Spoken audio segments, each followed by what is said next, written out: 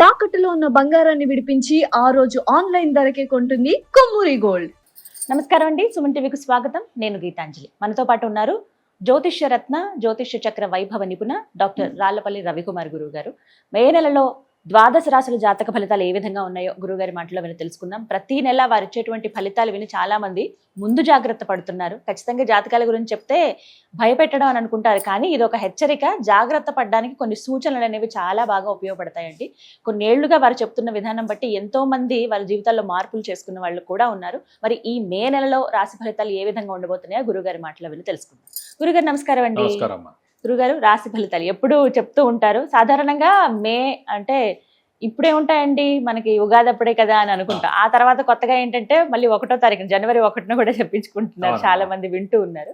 కానీ ప్రతి నెల స్థితిగతులు మారుతూనే ఉంటాయి కాబట్టి మరి ఈ మే నెలలో రాశి ఫలితాలు ఎలా ఉండబోతున్నాయి, ముఖ్యంగా నవగ్రహాల ఫలితాలు అంటే ముఖ్యంగా వాళ్ళ స్థితిగతులు ఏ విధంగా ఉన్నాయో తెలియజేస్తారా? శరదిందు సమాకారే పరబ్రహ్మ స్వరూపిణి వాసరాపీఠ నిలయే సరస్వతి నమస్తే. సుమన్ టీవీ ప్రేక్షకులకు నమస్కారం. ముందుగా ద్వాదశ రాశుల్లో నవగ్రహాల స్థితి మే నెల ఎక్కడ ఉన్నాయో తెలుసుకుందాం. మనకి 14 మే దాకా మనకి సూర్యుడు వచ్చేసి మేషంలో ఉంటారు. సో అందుకే గుర్తుపెట్టుకోండి, మెయిన్గా పాయింట్ కూడా ఏంటంటే ఏప్రిల్ 15 టు మే 15 ఎప్పుడైనా సరే రవి ఉచ్చస్థానంలో ఉంటాడు. అందుకే సూర్యుడు భగభగ మండిపోతుంటాడు అన్నమాట. అదే అక్టోబర్ 15 టు నవంబర్ 15 ఆపోజిట్ తులారాశిలో ఉంటాడు, అది నీచస్థానం అనమాట. అందుకే చలి విపరీతంగా ఉంటుంది. సో ఈ 15 మే నుంచి ఏమో మళ్ళీ మనకి వృషభ రాశిలోకి సూర్యుడు ప్రవేశిస్తాడు, నెల్లాళ్ళు అక్కడ ఉంటాడు.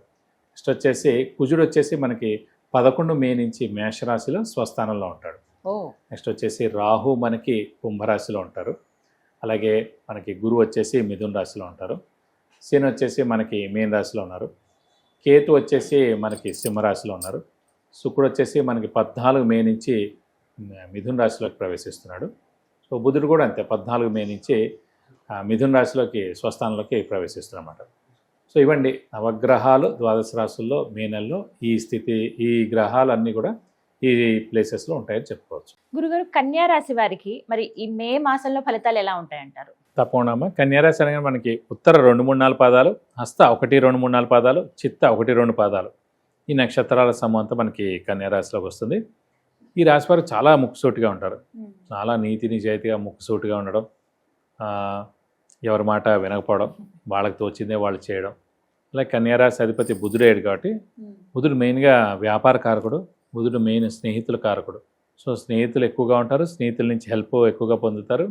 ఈ రాశి వారికి వ్యాపారం బాగా చేయడం వచ్చింది, ఎందుకంటే బుధుడు అనే గ్రహం మెయిన్గా లౌక్యానికి కారకుడు అండి. సో అలాంటి లౌక్యం అనేది 100% వీళ్ళకి ఉంటుంది అన్నమాట కన్యారాశి వారికి. అలాగే వీరికి ఇష్టమైన దేవుడు వచ్చేసి ఆంజనేయ స్వామి, అమ్మవారు అంటే ఎక్కువగా ఇష్టం ఉంటుంది. ప్రస్తుతం వీరికి ఏంటంటే మెయిన్గా గురువు దశమస్థానంలో చాలా బాగున్నాడు. సో అత్యద్భుత ఫలితాలను ఇస్తాడు, గురువు దశమంలో ఉన్నాడు కాబట్టి. గురువే మెయిన్గా దశమస్థానం అంటే మెయిన్గా రాజ్యస్థానం అంటారు దాన్ని, ఉద్యోగస్థానం, వృత్తి స్థానం, ప్రవృత్తి స్థానం, ఇవన్నీ కూడా అన్నమాట.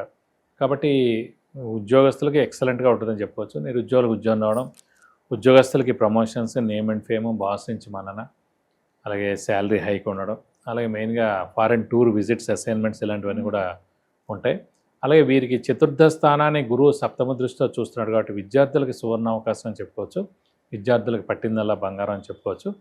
మంచి ర్యాంక్ సాధించడం, మంచి సీట్ సాధించడం, మంచి అడ్మిషన్స్ పొందడం మంచి యూనివర్సిటీలో, ఇలాంటివన్నీ కూడా ఖచ్చితంగా జరుగుతాయని చెప్పుకోవచ్చు. అలాగే ఈ కన్యారాశికి యోగకారకుడు, అదృష్టకారకుడు, లక్ ఫేవర్ చేసే గ్రహమైన శుక్రుడు కూడా భాగ్యస్థానంలో స్వస్థానంలో ఉంటాడు మనకి 14వ తారీఖు దాకా. సో 14వ తారీఖు దాకా మనకి అదృష్టం పరిపూర్ణంగా ఉంది కాబట్టి ఆర్థికంగా చాలా బాగుంటుందని చెప్పుకోవచ్చు మెయిన్గా. అలాగే సప్తమ స్థానం అనేది మెయిన్గా భర్త లేదా భార్య స్థానం అండి.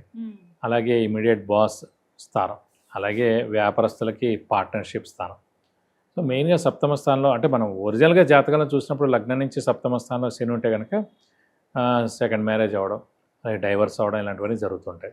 సో ప్రస్తుతం కన్యారాశికి సప్తమ స్థానంలో శని ఉండడం చేత వైవాహిక జీవితం కొంచెం మిశ్రమంగా ఉండడం, భార్యాభర్తల మధ్యన అన్యోన్యత లోపించడం, చిన్న చిన్న తగాదాలు, దెబ్బలాట్లు జరగడం ఇవి జరుగుతుంటాయి. అలాగే జాబ్లో అయితే కనుక ఇమీడియట్ బాస్ తోటి ప్రాబ్లమ్స్ ఉంటాయి, ఎందుకంటే ఎప్పుడు మీరు మెయిన్ బాస్ని కలవలేరు. ఎందుకంటే మెయిన్ బాస్ని ఏడాదికి 2-3 సార్లు కలవగలరు, కానీ ఇమీడియట్ బాస్ మీరు ఎన్నింటికి వచ్చారు, ఎన్నింటికి వెళ్తున్నారు, వర్క్ ఏం జరుగుతుంది, వర్క్ ఎంత పెండింగ్ ఉంది, అసలు లీవ్ తీసుకున్నారా, అన్నీ కూడా అతని చెప్పకుండా ఎక్కడికి వెళ్ళారు.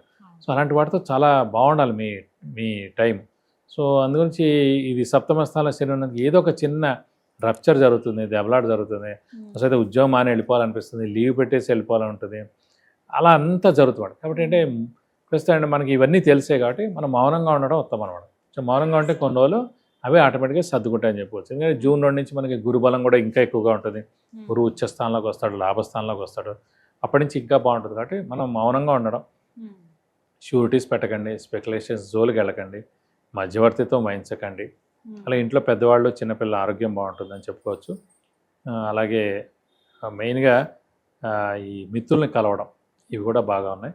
అలాగే అవివాహితుల వివాహం, సంతానం లేని వారి సంతానం కలగడం, ఇవన్నీ కూడా జరుగుతాయండి. సో ఏదైనా సరే మనం చెప్పగండి ఇందాక కూడా మనం రెడీగా ఉండాలి, మనం ఇంట్రెస్ట్గా ఉండాలి, మనం ఖచ్చితంగా పెళ్లి చేసుకోవాలి అని మీకు అనిపిస్తానుక తప్పకుండా వివాహానికి అవకాశాలు 100% ఉన్నాయి. ప్రత్యేకించి వ్యాపారస్తులకి అలాగే ఉద్యోగం చేసుకునే వారికి కావచ్చు, ఎలా ఉంటాయి? మెయిన్గా వ్యాపారస్తులకి ఏంటంటే దశమ స్థానంలో గురువు ఉండడం వలని గురువు చాలా బాగున్నాడు. మరి జూన్ 2 నుంచి కూడా గురువు ఉచ్చలోకి వస్తున్నాడు. సో ఖచ్చితంగా వ్యాపారస్తులకి ఇది సరైన సమయం చెప్పచ్చు. పార్ట్నర్షిప్ మటుకు కొంచెం జాగ్రత్తగా చూడాలి. ఇండివిజువల్గా ఎవరైతే చేసారో వాళ్ళకి మటుకు బెస్ట్ అని చెప్పచ్చు. పార్ట్నర్షిప్ ప్రాబ్లం ఏంటంటే చెప్పగానే సప్తమ స్థానంలో శని ఉన్నందుకు చిన్న చిన్న తగాదాలు రావచ్చు. ఎందుకంటే వాళ్ళిద్దరూ ఓకే అనుకున్న తర్వాతే ఏదైనా మీరు పని చేయండి. అంటే కొంచెం ఎక్స్పాన్షన్కి వెళ్దాం అనుకున్నాం, కొంచెం క్రెడిట్ ఎక్కువ ఇద్దాం అనుకుంటున్నాను, లేకపోతే కొత్త వ్యాపారం స్టార్ట్ చేద్దాం అనుకుంటున్నాం, ఇలా అన్నమాట కొంచెం ఇద్దరు కూడా ఓకే అనుకున్న తర్వాత ముందుకెళ్ళండి. లేదంటే ఒకరికి ఇష్టం ఉండి ఒకరికి ఇష్టం లేకపోతే కూడా ఖచ్చితంగా తగాదాలు రావచ్చు, అనవసరమైన ప్రాబ్లమ్స్ రావచ్చు అన్నమాట. సో పార్ట్నర్షిప్ మటుకు జాగ్రత్తగా చేయండి. ఇండివిజువల్ మటుకు మీరు ఎక్స్పాన్షన్కి వెళ్ళచ్చు, క్రెడిట్ ఎక్కువ ఇవ్వచ్చు, లేదంటే కొత్త వ్యాపారం స్టార్ట్ చేయొచ్చు, మీకు బాగుంటుంది. మీ ఉద్యోగస్తుల మటుకు పట్టిందలా బంగారం అని చెప్పచ్చు. ఎందుకంటే మెయిన్గా దశమ స్థానం అనేది మెయిన్గా ఉద్యోగ స్థానం అని చెప్పాను, అలాగే రాజ్యస్థానం అంటారు, అలాగే మెయిన్గా వృత్తి ప్రవృత్తికి కూడా స్థానం అదే అనమాట. సో అందులో గురువు ఉన్నాడు కాబట్టి ఖచ్చితంగా బెస్ట్గా ఉంటుందని చెప్పచ్చు ఉద్యోగస్తులకి. వ్యాపారం చేసే వాళ్ళకైతే వాళ్ళకి బాగుంది. బాగుంది అంటే వీళ్ళు ఏమైనా పరిహారం చేసుకుంటే ఫలితాలు ఏమైనా మారే అవకాశం కానీ మెరుగ్గా ఉంటుందండి. మెయిన్గా ఏంటంటే ఈ సప్తమ స్థానంలోనే శని ఉన్నాడు కాబట్టి శనికి రిలేటెడ్ పరిహారం చేసుకోవాలి. శని అంటే మెయిన్గా చెప్పాము ఇందాకే మనకి ప్రతి శనివారం ఉపవాసం ఉండడం, వీలైతే ఒక శనివారం రోజు రక్తదానం చేయడం, అలాగే ఆంజనేయ స్వామి మరియు వెంకటేశ్వర స్వామిని ఎక్కువగా ఆరాధించడం, ప్రతి మంగళవారం శనివారం ఆంజనేయ స్వామి టెంపుల్కి వెళ్ళి 41 ప్రదక్షిణాలు చేసి మెయిన్గా సింధూర పూజ కానీ తమలపాకుల పూజ కానీ వడమాల సమర్పించడం కానీ చేస్తే మంచిది. అలాగే బుధవారం శనివారం రోజున వెంకటేశ్వర స్వామి టెంపుల్కి వెళ్ళి ఆయనకి 41 ప్రదక్షిణాలు చేసి మనకి మెయిన్గా అభిషేకం కానీ అర్చన కానీ చేస్తే మీకు అన్ని విధాలా మంచి చేకూరుతుంది. చక్కటి పరిహారం అండి. ధన్యవాదాలు గురుగారు. నమస్తే. విన్నారు కదండి, మనలో చాలా మందికి ఎన్నో రకాల సమస్యలు ఉంటాయి. ఆర్థికంగా కావచ్చు, ప్రధానంగా ఏదైనా ఇల్లు యోగం ఉందా లేదా అని తెలుసుకోవాలనుకునే విషయం కావచ్చు, విద్య, ఉద్యోగం, వ్యాపారం, సంతానం, వివాహం విషయంలో కావచ్చు, ఇలా చాలా మంది ఎన్నో సమస్యలతో బాధపడుతూ ఉంటారు. సరైన సలహా కోసం ఎదురు చూస్తూ ఉంటారు. అలాంటి వారి కోసం గురువుగారు దగ్గర మీరు అపాయింట్మెంట్ తీసుకోవచ్చండి, వారిని కలవచ్చు మీరు. అయితే ముందుగా స్క్రీన్ మీద నేను ఇస్తున్న నెంబర్కి మీరు ఫస్ట్ కాల్ చేయండి. ఆ తర్వాత వాట్సాప్లో మీరు మీ డీటెయిల్స్ అన్ని పంపిస్తే కనుక ఆ మెసేజెస్ అవన్నీ చెక్ చేసి మీరు అపాయింట్మెంట్ తీసుకుంటే వెంటనే గురువుగారు కలవడం జరుగుతుంది. తద్వారా మీరు రిజల్ట్ అంటే ఎటువంటి పరిహారాలు చేసుకుంటే ఈ ప్రాబ్లం నుంచి బయటపడతాము, యోగాలు మనకు అందుతాయి అనేది చాలా క్లియర్గా మీకు ఎక్స్ప్లెయిన్ చేస్తారండి. మరిన్ని వివరాల కోసం స్క్రీన్ మీద కనపడుతున్న నెంబర్కు కాల్ చేయండి. నమస్కారం.